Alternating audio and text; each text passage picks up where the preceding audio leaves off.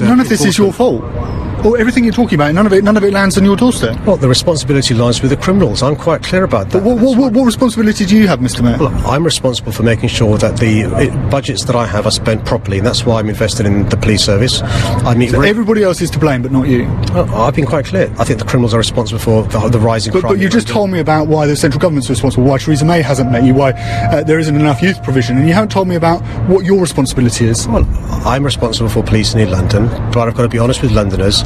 When we have a situation where there's been massive cuts in policing budget, massive cuts in facilities budgets, I'm afraid we can't solve these problems by ourselves. I think we will make a dent in relation to the Violent Crime Task Force. I believe we will make a dent in relation to the investment I've put into youth services and policing, but that's a fraction of the amount we've lost over the last 8 years. My message to your listeners is, if the government proceeds with the further cuts of £300 million in policing, if the government proceeds with the further cuts to council budgets, I'm afraid with the best one in the world, we're not going to be able to solve this problem.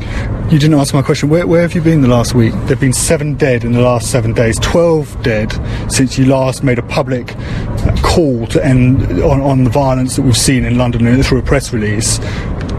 Where have you been? Where's your visibility in London? I've been here in London. But you haven't been out. Have you been to meet any of the bereaved families? I've spoken to a number of people over the last Have you spoken to the bereaved families? No, I haven't spoken to the bereaved families, but I've got a deputy mayor and a commissioner. But you're the mayor. The buck stops with you, so surely. That's an easy point. The point is that we're a team.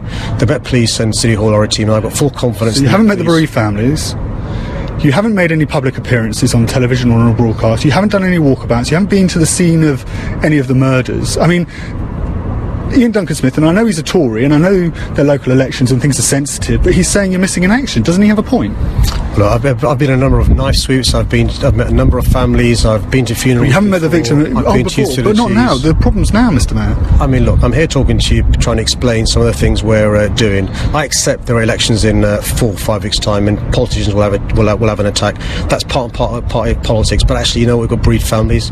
We've got 2 teenagers who've lost their lives just in the last week. So as the father of 2 teenagers, it's personal to many of us who understand these problems. And, you know, I've got full confidence in the Met Police Service, but I'm not going to apologise for making the point, which is the context of the cuts over the last few years. I'm not going to apologise doing that. One of the jobs of the mayor is to be the champion advocate for our city. That means standing up for our city when we're facing massive cuts. But that's the point, isn't it? One of the points, main roles of the mayor is to be a leader, is to be seen, is to be out there front and centre when this city is in a really difficult spot and fronting up to the scourge of knife crime and gang violence. And many of our listeners in LBC will be wondering where you've been. I mean, we've been trying to find you for the past 3 days, and now we're on Thursday lunchtime. You could have been out on Wednesday lunchtime, you could have been out on Tuesday lunchtime. Indeed, you could have been out over the bank holiday weekend, but you haven't been. Well, to be fair, the deputy mayor's done a brilliant job. But you're the mayor. She's not. The buck doesn't stop with Sophie Linden, it stops with you, Mr. Mayor. And I'm here. Now, Thursday lunchtime. Well, hold on a sec. I mean, I'm here to talk to you as you'd expect me to do. So what I'm not going to do is do 24 interviews 7 days a week. But I'm always happy to talk. You could have been out on Wednesday lunchtime. Oh, that's unfair. Could have been out on Tuesday. But the police and the deputy mayor have done a great 7 job. dead in the last week.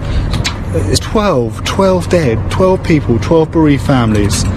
12 people dead on the streets of London, and you have not made one public appearance. Well, here I am, and I use a number of ways Except you're too late. Oh, come on, you've got to let me finish the answer. I mean, even come on.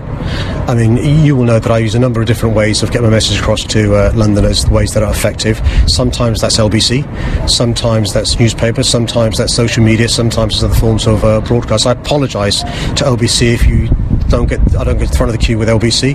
But you haven't spoken to anybody. I'm not making. I mean, this isn't LBC versus the BBC or ITN or whoever. You haven't spoken to anybody. Well, when you get issued some tweets. Well, when you get a chance, look at some of the output that I've been doing on social media. Look at the conversations I've had with the deputy mayor, with my team. I've been in contact with the commissioner. I think the reality is this: that I'm here talking about some of the challenges our city faces, trying to find solutions, asking again to meet with the Prime Minister.